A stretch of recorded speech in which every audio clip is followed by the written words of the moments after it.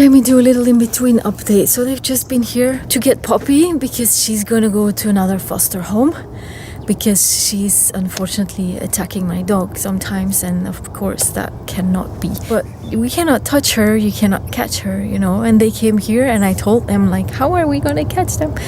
And they were 2 people, so I was like, okay, I think we can do something. And so first they were trying to get her in a little cage, but let me tell you, the cage, you know, it's like these transporter things like you have for cats. And honestly, it was like 1 size bigger than a cat one. And I'm like, this wild dog, and you're gonna try to get her into this tiny, small thingy. So first they tried to get her to come very close so they can put on a leash. And I was watching like, oh my God, are they gonna be able to do that? I should try to show you. I didn't bring my tripod. Okay, don't touch it. So with the leash, like this, I'm wearing like dirty clothes because we were catching a wild dog. Okay, so putting a leash here and then feeding and then trying to throw the leash over her like the lasso.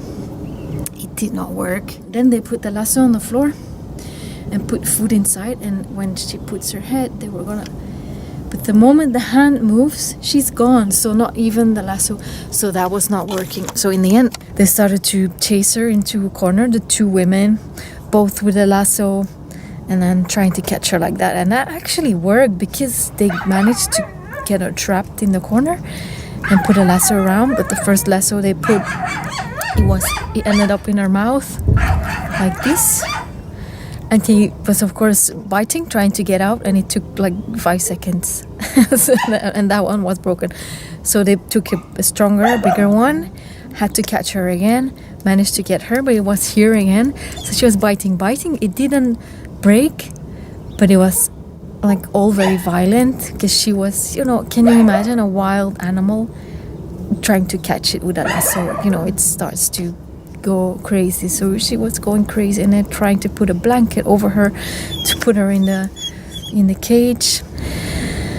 Anyway, that didn't work, and after a while they had been fighting and trying so long, and they could tell she was biting her tongue because of all of that and was bleeding a bit, and they're like, okay, we have to stop. So they took the leash back off. There was a little bit of blood on her toes, and that's when I started crying a bit because that's all really intense. I mean, she's not an easy dog for me, and she cannot stay for many reasons, and it's pretty hard on me and on Patch. So unfortunately she cannot stay, but it doesn't mean I don't wish her all the best in the world, and it hurts me, it breaks my heart to see her scared and in pain.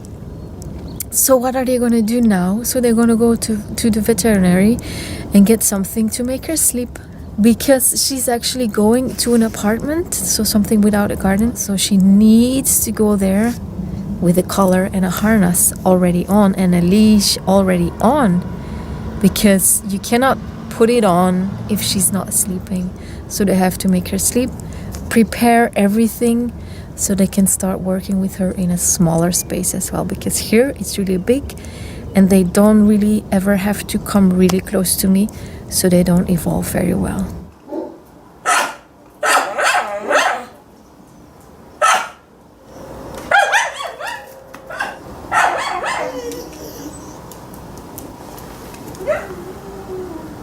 And then Oscar will stay here for a bit more, and then he will go to an apartment as well.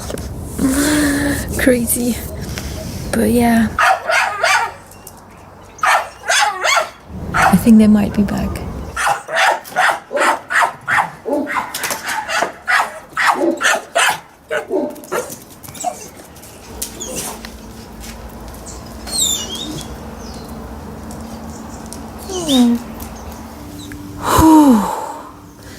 So they came back to get Poppy. I was supposed to give her some medication, a little drug to make her sleep, or at least sleepy. So I did that. I was very nervous to do that. I never gave anybody a drug to make them sleep. I was scared that I was gonna kill her. I was quite emotional about that. And they were doing a siesta before, And after a little snack, they just went back to the siesta. So I thought, okay, they are sleepy, and probably Poppy is even more sleepy than normal. And then half an hour later, the people from the shelter came. She woke up and she was perfectly normal. Not sleepy, not quiet, not slow. She was super alert, super awake, fast, and furious. So it just didn't work. So we had to do the catching game again, which is super stressful for everybody, for Poppy, for me, and probably for them as well. I really don't like that because she's so stressed. It's not good for dogs, and it's even worse for a dog that has already fear of people. I really didn't like that. I really didn't think we had to do that again. But then we had prepared a little corner where if we could get her there, her only way out would be in the cage.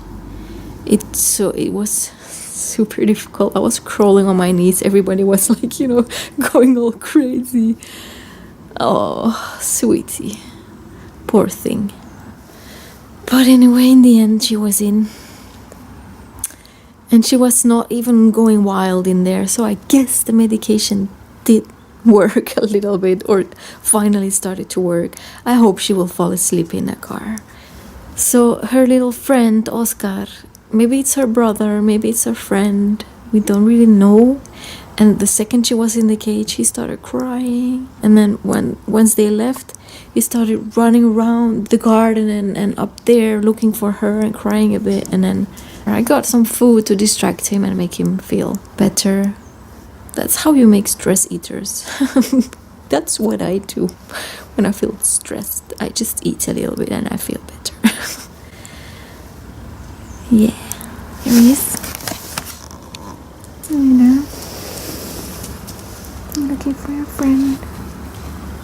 But honestly, I was afraid he would cry a lot. And with the food, it actually calmed him down.